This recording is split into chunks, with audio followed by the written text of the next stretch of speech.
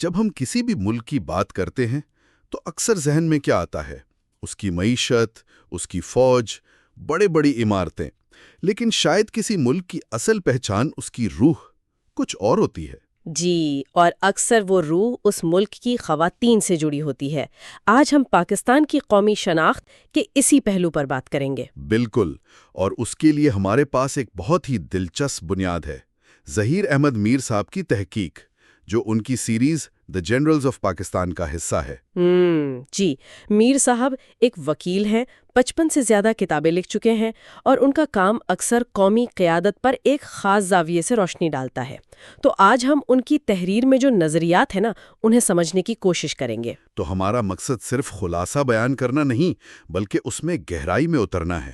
یہ سمجھنا ہے کہ اس تحقیق کے مطابق خواتین کو بااختیار بنانے کا تصور قومی سلامتی سے کیسے جڑا ہوا ہے۔ چلیں شروع کرتے ہیں۔ ٹھیک ہے، تو تحقیق کا جو مرکزی خیال ہے وہ ایک بہت ہی طاقتور جملے سے شروع ہوتا ہے۔ کوئی قوم اپنی عورتوں کے مقام سے بلند نہیں ہو سکتی۔ یہ تو ایک بہت بڑا دعویٰ ہے۔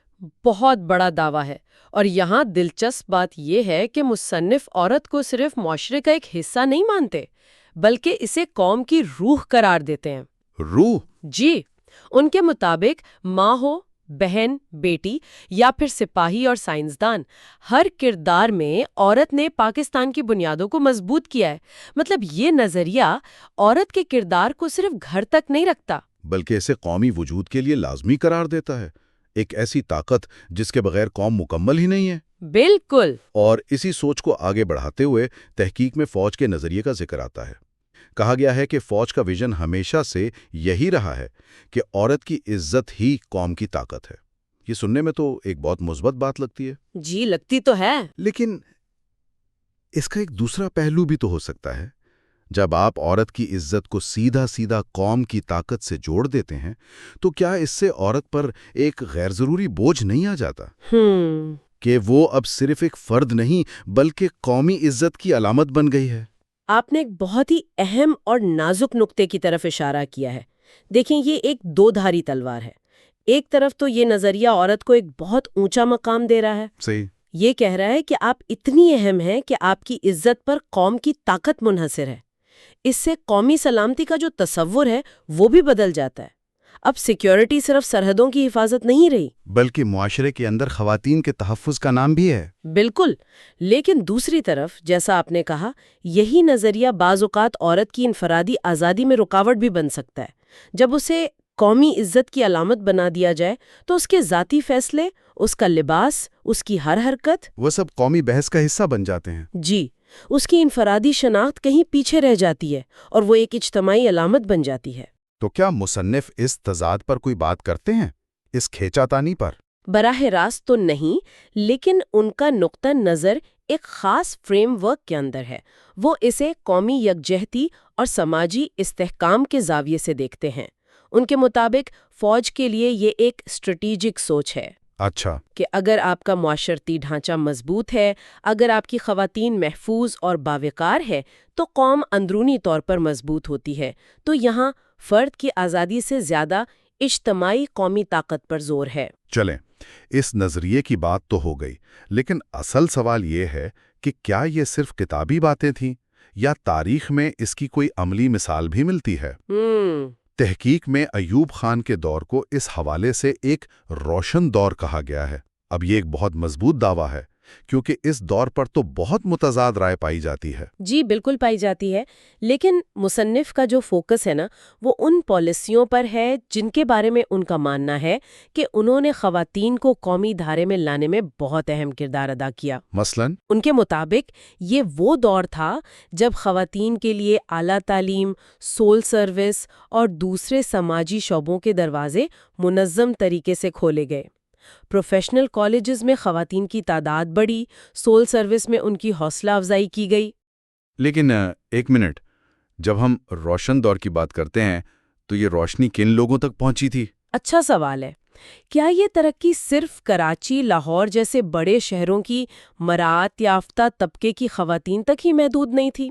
دیہی علاقوں کی کروڑوں خواتین کی زندگی پر اس روشن دور کا کتنا اثر پڑا؟ دیکھیں، یہ ایک بالکل جائز اور ضروری سوال ہے، اور شاید یہ اس تجزیے کی ایک حد بھی ہے کہ تحقیق میں اس طبقاتی تقسیم پر زیادہ بات نہیں کی گئی۔ مصنف کا نقطہ نظر زیادہ تر ٹاپ ڈاؤن ہے، مطلب ریاست کی سطح پر بنائی گئی پالیسیوں پر۔ جی، اور بلا شبہ ان پالیسیوں کا فائدہ سب سے پہلے شہری اور تعلیمی یافتہ طبقے کو ہی پہنچا، لیکن اس کے پیچھے جو سوچ تھی وہ اہم ہے۔ سوچ یہ تھی کہ قومی ترقی کے لیے خواتین کو نظر انداز نہیں کیا جا سکتا۔ کوئی ٹھوس مثال؟ اس کی ایک بڑی مثال 1961 کا مسلم فیملی لاز آرڈیننس ہے۔ اگرچہ اس پر بہت تنقید ہوئی، لیکن اسے خواتین کے حقوق، خاص طور پر شادی، طلاق اور وراثت میں ایک بہت اہم قدم سمجھا جاتا ہے۔ اچھا، تو آپ کہہ رہی ہیں کہ اثر چاہے محدود تھا، لیکن نیت اور سمت درست تھے۔ تحقیق میں بیگم رانا لیاقت علی خان اور محترمہ فاطمہ جناح جیسی شخصیات کا بھی ذکر ہے۔ جی، اور یہ ایک اہم حکمت عملی تھی۔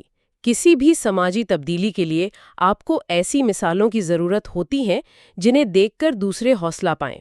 یہ شخصیات تعلیم یافتہ، خود مختار اور عوامی زندگی میں فعال تھیں۔ تو یہ ایک طرح سے رول ماڈل کے طور پر پیش کی گئیں؟ بالکل، یہ اس بات کا اشارہ تھا کہ ریاست کس قسم کی عورت کو مثالی سمجھتی ہے۔ یہیں پر ایک اور دلچسپ نقطہ سامنے آتا ہے جس کا ذکر تحقیق میں ہے، وہ ہے روایات کے احترام کے ساتھ جدیدیت۔ یہ فارمولہ سننے میں تو بہت اچھا لگتا ہے، لیکن کیا یہ عملی طور پر ممکن ہے؟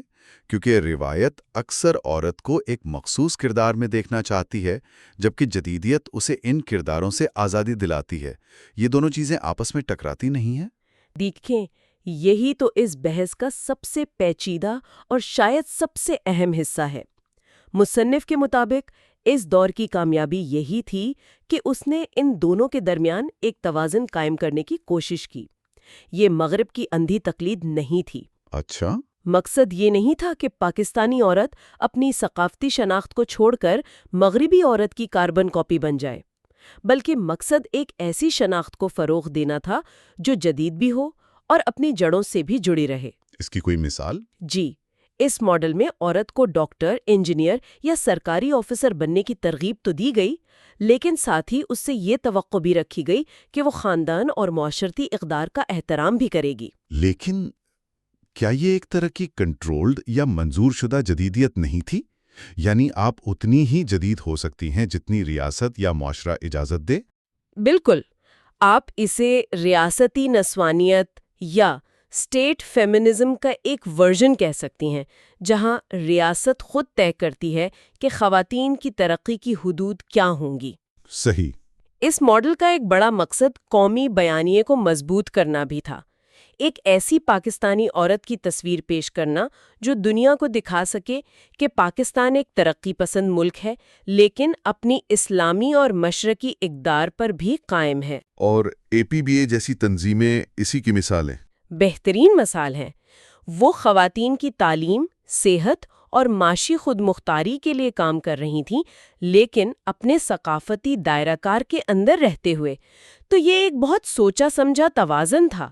تو اس کا مطلب یہ ہوا کہ یہ دور خواتین کے لیے موقع لایا، لیکن یہ موقع ایک مخصوص نظریاتی پیکج کے ساتھ آئے کہ آپ کو جدیدیت ملے گی، لیکن ہماری شرائط پر۔ بالکل، اور اسی لیے یہ تاریخی بحث آج بھی اتنی متعلقہ ہے۔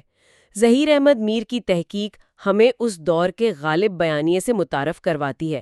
یہ ہمیں بتاتی ہے کہ اس وقت کے پالیسی ساز کس طرح سوچ رہے تھے۔ نہ ہی مکمل طور پر روایتی، وہ اس بات پر یقین رکھتے تھے کہ اسلام اور پاکستانی ثقافت کے اندر رہتے ہوئے بھی ترقی ممکن ہے۔ اب یہ کوشش کتنی کامیاب ہوئی، یہ ایک الگ بحث ہے۔ تو اگر ہم اب تک کی گفتگو کو سمیٹیں تو ظہیر احمد میر کی تحقیق کی روشنی میں ہم نے دیکھا کہ کس طرح عورت کے مقام کو قوم کی روح اور طاقت سے جوڑا گیا ہے۔ پھر ہم نے اس نظریے پر کچھ سوالات بھی اٹھائے کہ کیا یہ عزت کا تصور عورت کے لیے بوجھ بھی بن سکتا ہے، اور آخر میں ہم نے ایوب خان کے دور کو ایک کیس سٹڈی کے طور پر دیکھا۔ جی، جہاں روایت کے ساتھ جدیدیت کے فارمولے کو عملی جامہ پہنانے کی کوشش کی گئی، لیکن اس کی اپنی حدود اور تضادات بھی تھے۔ صحیح، بالکل۔ اس ساری گفتگو کا لب لباب یہ ہے کہ قومی شناخت کا بیانیہ خاص طور پر پاکستان جیسے ملک میں بہت پیچیدہ ہے۔ مصنف کا نقطہ نظر یہ ہے کہ پاکستان کی مسلح افواج نے عورت کے کردار کو ہمیشہ قومی طاقت کا ایک اہم ستون کے طور پر دیکھا ہے اور اسے فروغ دینے کی کوشش کی۔ جی، یہ ایک ایسا بیانیہ ہے جو قومی سلامتی کو صرف فوجی اور معاشی طاقت سے نہیں بلکہ معاشرتی استحکام اور خواتین کے وقار سے جوڑتا ہے، اور ہماری گفتگو نے یہ کوشش کی ہے کہ اس بیانیے کو صرف قبول نہ کر لیا جائے بلکہ اس کے مختلف پہلوؤں کو سمجھا جائے اور اس پر تنقیدی نظر بھی ڈالی جائے۔ یہ واقعی ایک بالکل مختلف زاویہ ہے قومی سلامتی کو دیکھنے کا، ہے نا؟ یہ بحث کو میزائلوں اور معیشت کے اعداد و شمار سے نکال کر ہمارے گھروں اور ہمارے معاشرے کے اندر لے آتا ہے۔ یہ یاد دلاتا ہے کہ قومیں صرف سڑکوں اور پلوں سے نہیں بنتی بلکہ ان اقدار سے بنتی ہیں جو وہ اپنے لوگوں کو، خاص طور پر اپنی خواتین کو دیتی ہیں۔ آپ نے صحیح کہا، یہ بحث ہمیں مجبور کرتی ہے کہ ہم ترقی اور سلامتی کے اپنے تصورات پر نظر ثانی کریں۔ کیا ایک غیر مساوی معاشرہ واقعی محفوظ ہو سکتا ہے؟ کیا ایک ایسی قوم جہاں نصف آبادی کو اپنے پورے پوٹینشل تک پہنچنے کے موقع نہ ملیں، وہ کبھی سپر پاور بن سکتی ہے؟ مصنف کا جواب تو واضح طور پر نہیں میں ہے۔ تو آخر میں اپنے سامعین کے لیے سوچنے کے لیے ایک نکتہ چھوڑتے ہیں۔ ہم نے رعایات کے احترام کے ساتھ جدیدیت کے ریاستی ماڈل پر بات کی۔ جی، آج کے ڈیجیٹل اور گلوبلائزڈ دور میں جہاں انفرادی شناخت اور ذاتی انتخاب کی اہمیت بہت بڑھ گئی ہے، کیا یہ توازن اب بھی ریاست کی سطح پر طے کیا جا سکتا ہے؟ بہت گہرا سوال ہے۔ یا پھر یہ ہر فرد کا، ہر عورت کا اپنا ذاتی فیصلہ ہونا چاہیے کہ وہ اپنی زندگی میں جدیدیت اور روایت کا توازن کیسے قائم کرنا چاہتی ہیں، اور ماضی کے یہ تجربات مستقبل کے لیے کیا سبق رکھتے ہیں؟ اچھا، تو ہم کوشش کریں گے کہ مصنف کے نقطہ نظر کو سمجھیں کہ وہ کس طرح ایک پوری کہانی بیان کرتے ہیں۔ تو پھر ہمارا مشن واضح ہے۔ یہ کتاب ہمیں کیا کہانی سناتی ہے؟ مصنف کے مطابق ضیاء الحق کے دور سے لے کر آج کی ڈیجیٹل دور تک یہ سفر کیسا تھا؟ کیا یہ ایک سیدھی لکیر تھی یا ہر دور کی اپنی الگ پہچان تھی؟ یہی سب سے دلچسپ سوال ہے۔ تو آئیے اس بیانیے کو کھولتے ہیں۔ چلیں شروع وہیں سے کرتے ہیں جہاں سے کتاب کرتی ہے، یعنی جرنل ضیاء الحق کا دور۔ مصنف اس دور کی تصویر کیسے کھینچتا ہے؟ کتاب اس دور کو ایک بہت واضح فریم ورک میں پیش کرتی ہے۔ اچھا، اس کا مرکزی خیال تھا ایمان، خاندان اور عزت۔ اچھا، مصنف کا استدلال یہ ہے کہ اس وقت امپاورمنٹ کی جو مغربی تعریف تھی، جی، اسے ایک طرف رکھ کر ایک مقامی ماڈل بنانے کی کوشش کی گئی۔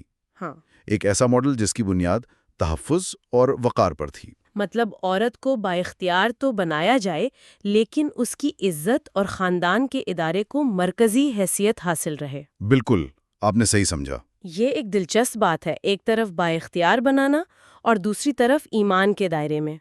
کتاب ان دونوں میں توازن کیسے پیدا کرتی ہے؟ کیا مصنف کے مطابق ایک کی وجہ سے دوسرے پر کوئی حد لگ رہی تھی؟ یہ بہت اہم سوال ہے۔ کتاب کے بیانیے کے مطابق یہ حدود نہیں تھیں، بلکہ یہ ایک آپ کہہ سکتے ہیں حفاظتی ڈھانچہ تھا۔ حفاظتی ڈھانچہ؟ جی، مصنف کے الفاظ میں ان اقدامات نے عورت کو خاندان اور ایمان کے دائرے میں عزت دی۔ تو اس پرسپیکٹو سے بااختیار ہونے کا مطلب معاشی آزادی سے زیادہ تحفظ اور وقار کا احساس تھا۔ یعنی مصنف کے مطابق یہ ایک ایسا ماڈل تھا جو کہہ رہا تھا عورت کو بااختیار بناؤ مگر ایمان کے ساتھ۔ بالکل، یہ ترقی کو روایتی اقدار کے ساتھ جوڑنے کی ایک شعوری کوشش تھی۔ ایک طرح سے مغرب سے درآمد شدہ خیالات کا متبادل پیش کرنے کی کوشش۔ جی ہاں، کتاب میں جو تصویر کشی کی گئی ہے اس میں ضیاء الحق کے دور میں خواتین کی عزت و عصمت کو اسلامی اصولوں کے ذریعے محفوظ کرنے پر بہت زور تھا۔ مصنف کے نزدیک یہ ایک بنیاد تھی، ایک نقطۂ آغاز تھا، جہاں امپاورمنٹ کی عمارت وقار اور خاندان کی مضبوط بنیادوں پر کھڑی کی جانی تھی۔ مطلب بااختیار ہونا اور باعزت ہونا یہ ایک ہی سکے کے دو رخ تھے۔ تو کتاب کے مطابق پہلا دور ایک مضبوط روایتی فریم ورک بنانے پر مرکوز تھا، لیکن ظاہر ہے کوئی بھی فریم ورک ہمیشہ قائم نہیں رہتا۔ مصنف کے مطابق اگلا دور اسی فریم ورک کو توڑنے کا تھا۔ پرویز مشرف کے دور کو کتاب ایک انقلاب کے طور پر دیکھتی ہے نا؟ جی، انقلاب سے کم نہیں، مصنف اسے رکاوٹیں توڑنے کا دور قرار دیتا ہے۔ رکاوٹیں توڑنا، بالکل۔ کتاب کے مطابق اس دور میں خواتین کے لیے روایتی شعبوں سے باہر نکل کر نئے دروازے کھلے۔ اگر ضیاء دور کا بیانیہ تحفظ اور وقار پر فوکس تھا تو مشرف دور کا بیانیہ کتاب کے مطابق مواقع اور شرکت پر مرکوز ہو گیا۔ یہ تو بہت بڑی تبدیلی ہے۔ جی، ایک بہت بڑا شفٹ تھا۔ کتاب میں ایک جملہ ہے جو واقعی ذہن میں رہ جاتا ہے۔ پاکستان کی بیٹیاں کلاس روم سے کمانڈ سینٹر تک پہنچ گئیں۔ یہ صرف ایک نعرہ تو نہیں لگتا۔ مصنف اس کمانڈ سینٹر سے کیا مراد لے رہا ہے؟ کیا یہ علامتی ہے؟ نہیں، یہ صرف علامتی نہیں ہے۔ کتاب میں اس کی ٹھوس مثالیں دی گئی ہیں۔ اچھا، جیسے کہ؟ مصنف فوج، میڈیا، انفارمیشن ٹیکنالوجی یعنی IT اور حکومت جیسے اہم شعبوں کا ذکر کرتا ہے جہاں خواتین کی شرکت میں ڈراماٹی اضافہ ہوا۔ فوج بھی؟ یہ تو وہ شعبے ہیں جنہیں روایتی طور پر مردوں کا گڑھ سمجھا جاتا تھا۔ بالکل۔ اور جب کتاب کمانڈ سینٹر کی بات کرتی ہے تو اس کا مطلب صرف نوکری حاصل کرنا نہیں بلکہ فیصلہ سازی کے عمل کا حصہ بننا ہے۔ صحیح۔ کلاس روم علم کی علامت دے اور کمانڈ سینٹر اختیار کی۔ تو کتاب یہ کہہ رہی ہے کہ خواتین علم سے اختیار کے سفر پر گامزن ہوئیں۔ تو یہ صرف شمولیت نہیں تھی بلکہ قیادت کی طرف ایک قدم تھا۔ یہ واقعی ایک بہت بڑا فرق ہے۔ ایک دور میں تحفظ پر زور، دوسرے میں قیادت پر۔ کتاب ان دونوں ادوار میں کوئی موازنہ کرتی ہے؟ کیا وہ ایک کو دوسرے سے بہتر قرار دیتی ہے؟ نہیں، وہ موازنہ تو کرتی ہے لیکن کوئی فیصلہ نہیں سناتی۔ وہ اسے ایک ارتقائی عمل کے طور پر پیش کرتی ہے، ایک ایوولوشنری پروسیس۔ اچھا۔ مصنف کا نقطہ نظر یہ ہے کہ ضیاء دور نے جو بنیاد فراہم کی، شاید اسی پر مشرف دور میں ایک نئی عمارت کھڑی ہوئی۔ کتاب کے مطابق خواتین کا کردار صرف تعلیم تک محدود نہیں رہا بلکہ وہ قیادت اور فیصلہ سازی کے اہم مراکز تک پہنچی۔ تو اب عورت صرف ایک محفوظ فرد نہیں بلکہ ایک فعال لیڈر کے طور پر سامنے آ رہی ہے۔ جی، یہ ایک بہت بڑا سائیکولوجیکل شفٹ ہے جس کی طرف مصنف اشارہ کر رہا ہے۔ تو ہم نے اب تک دو بالکل مختلف مراحل دیکھے ہیں۔ ایک کا محور ایمان اور خاندان تھا، دوسرے کا رکاوٹیں توڑنا۔ یہ دو الگ الگ سمتیں لگتی ہیں۔ اب ہم آتے ہیں موجودہ دور پر۔ کتاب فیلڈ مارشل سید عاصم منیر کے دور کو کیسے دیکھتی ہے؟ مصنف کا خیال ہے کہ یہ دور ایک طرح سے پچھلے دونوں ادوار کا ایک ملاپ ہے۔ ملاپ؟ وہ کیسے؟ وہ اسے دونوں ادوار کی بہترین چیزوں کو اکٹھا کرنے کی کوشش کے طور پر دیکھتے ہیں۔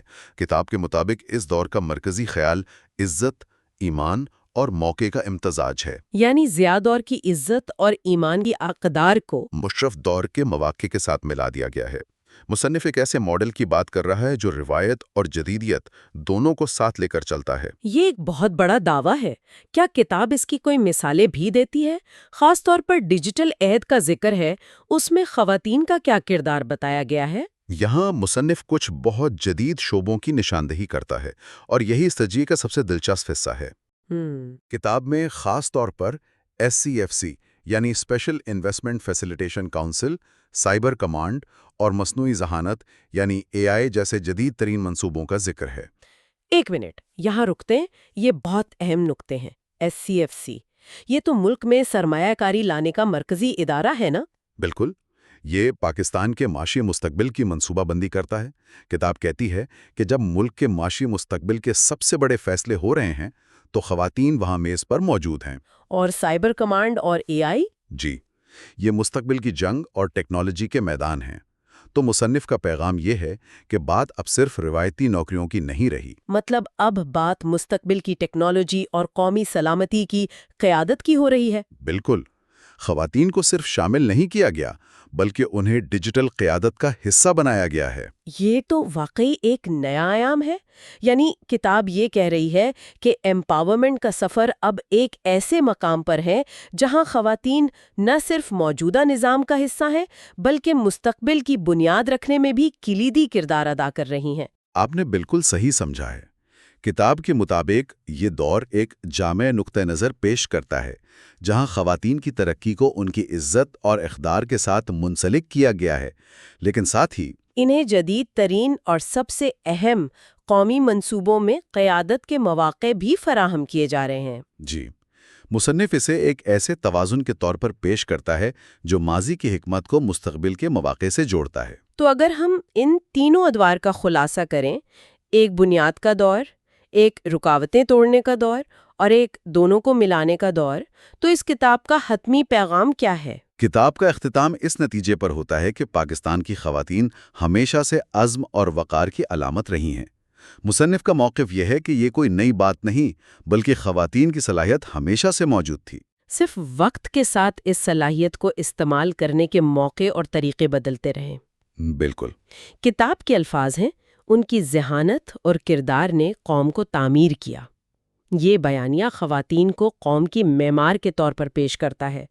مصنف ایک ایسے پاکستان کا تصور بھی پیش کرتا ہے جہاں عزت اور اختیار ایک ساتھ چلتے ہیں۔ یہ ایک بہت طاقتور خیال ہے۔ جی، اور یہی اس کتاب کا مرکزی نقطہ ہے۔ عام طور پر تو یہ سمجھا جاتا ہے کہ اختیار حاصل کرنے کے لیے شاید کچھ روایتی اقدار کو چھوڑنا پڑتا ہے۔